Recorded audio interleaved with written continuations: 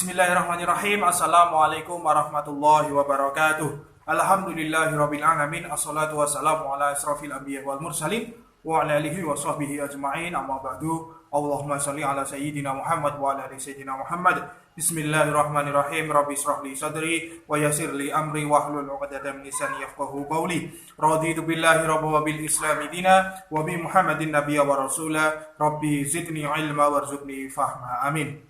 Selamat datang kembali para pemirsa sekalian dimanapun Anda berada. Semoga tetap dilimpahkan kesehatan, kebahagiaan, dan rezeki yang banyak, sehingga kita bisa bertemu dalam video ini dengan sehat walafiat dan bahagia selalu. Pemirsa sekalian, pada kesempatan kali ini kita akan membahas yaitu tentang tanya jawab spiritual, yang mana kami akan menjawab ada beberapa pertanyaan yang masuk dan akan kami jawab sebisa kami berdasarkan literatur yang kami miliki. Untuk itu simak videonya sampai selesai.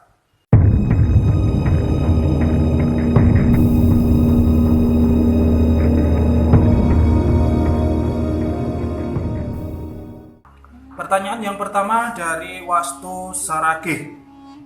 Ajian Semar Mesem, Jaran Goyang, dan Setan Kober yang mana lebih ampuh dan menundukkan lawan jenis? Mohon penjelasannya.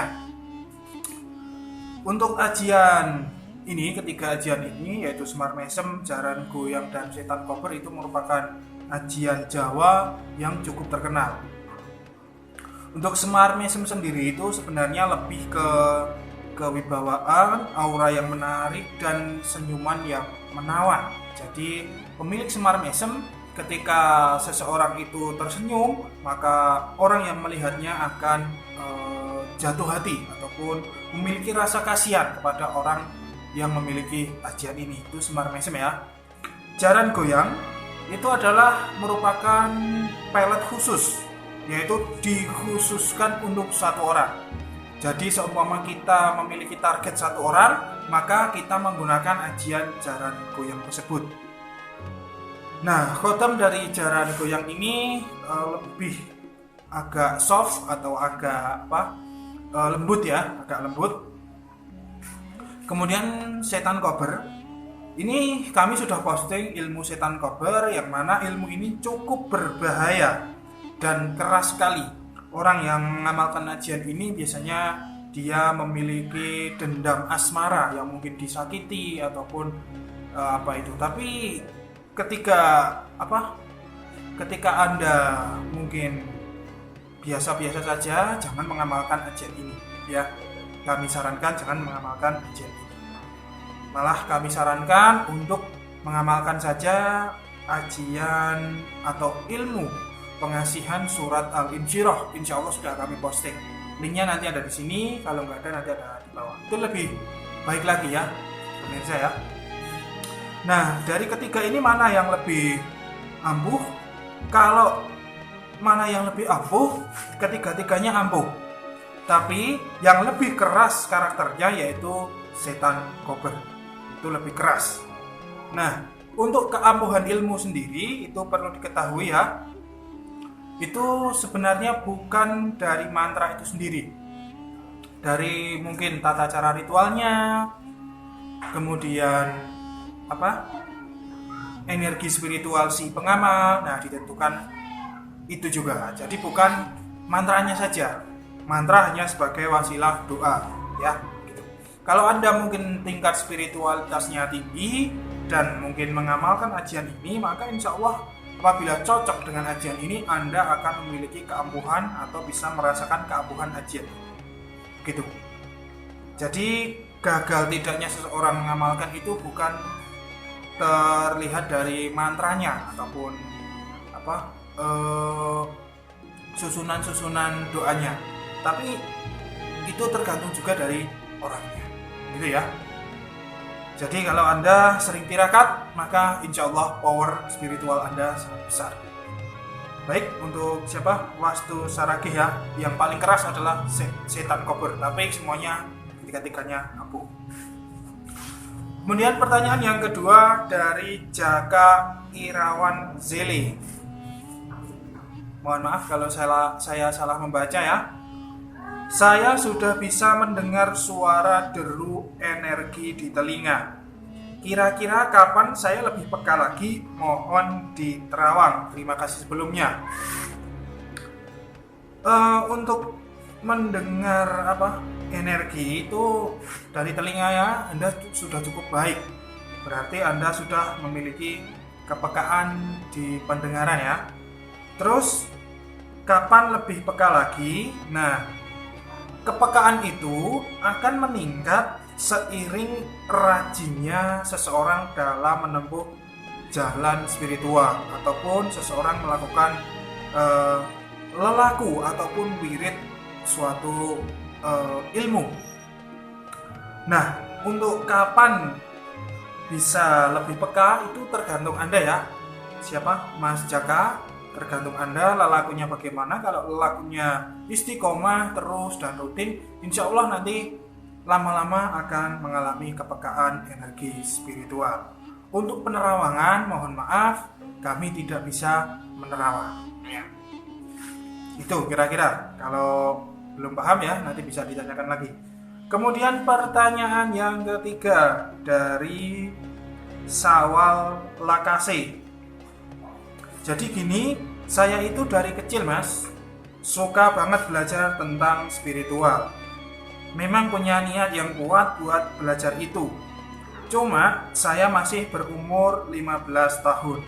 Apakah bisa buat belajar tentang ilmu spiritual, tapi saya punya niat dan tekad yang kuat untuk mempelajari ilmu spiritual? Kasih tanggapannya, makasih.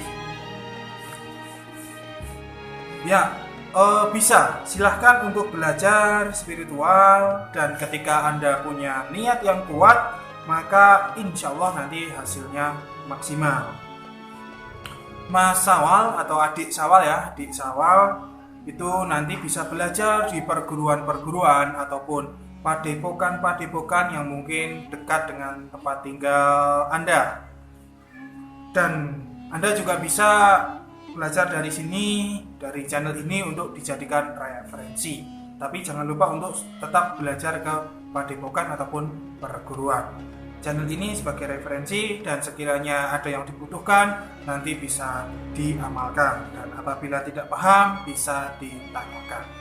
Insya Allah begitu ya, adik Sawal, tetap semangat untuk terus belajar. Tapi jangan lupa pesan kami, jangan belajar ilmu yang beraliran hitam, belajarlah ilmu yang beraliran putih. Karena kita hidup di dunia ini bukan melulu mencari kesaktian ataupun kanuragan dan lain sebagainya, tapi kita hidup di dunia ini untuk mempersiapkan diri, yaitu kita nanti akan hidup di kehidupan selanjutnya. Untuk itu, sekali lagi, carilah ilmu yang beraliran putih. Apabila tidak paham perbedaan ilmu hitam dan ilmu putih, maka bisa klik link di atas. Ada perbedaan yang sudah kami posting tentang ilmu hitam dan ilmu putih. Pertanyaan berikutnya yaitu dari Enisa. Saya awam tentang khodam. Waktu saya ikutan pengajian tasawuf al-Zukhruf, tidak pernah bicara masalah khodam, karena ilmu ma'rifatullah itu dari leluhur dulu. Yang mau saya tanyakan, apakah saya punya khodam? Yang ku tahu di kol buku ada Nur Allah, Nur Muhammad, Nur Ihsan, ada di dalam jasad manusia wujudnya nafsu. Jin atau setan ada di dalam jasad manusia wujudnya nafsu. Apakah saya punya khodam? Saya tidak percaya khodam. Apakah saya salah? Maaf, ilmu mengenal jati diriku belum mumpuni.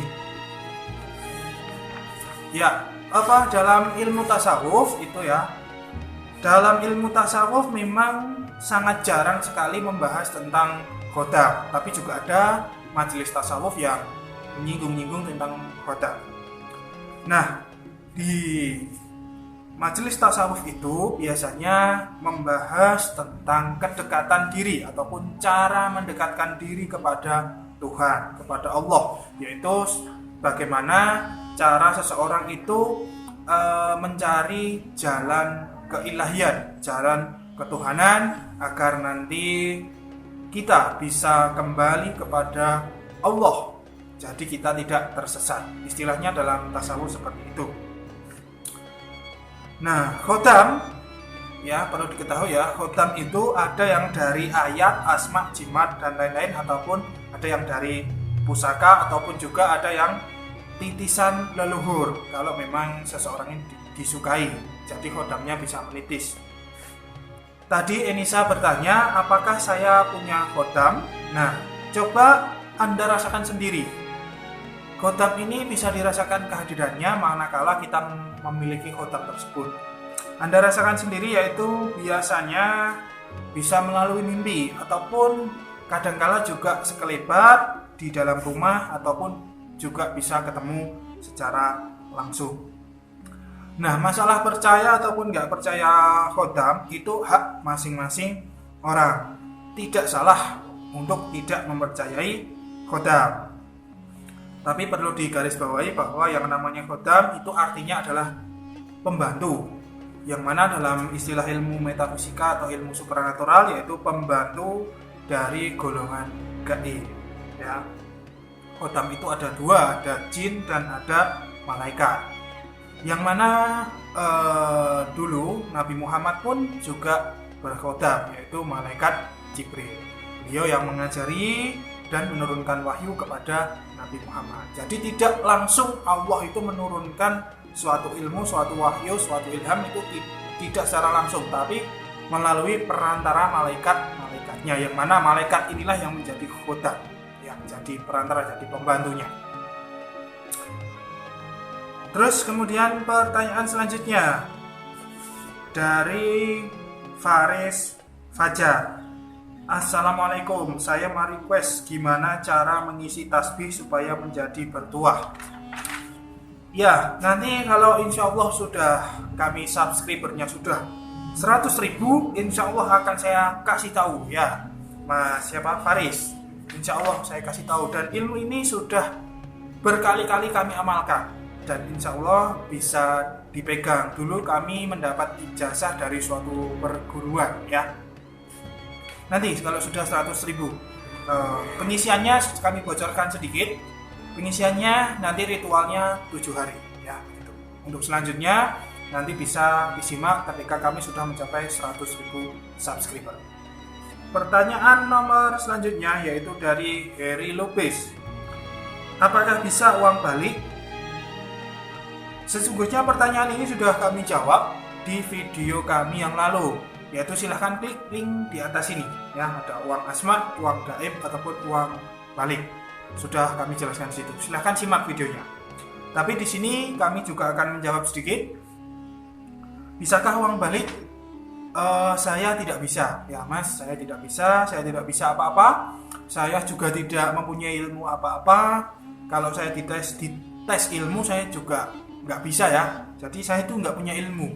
Di sini saya cuma mempublikasikan ilmu-ilmu dari leluhur, peninggalan leluhur yang siapa tahu bermanfaat bagi pemirsa sekalian ya gitu. Jadi kalau ditanya saya sakti atau enggak, ya saya nggak sakti, saya nggak bisa apa-apa ya.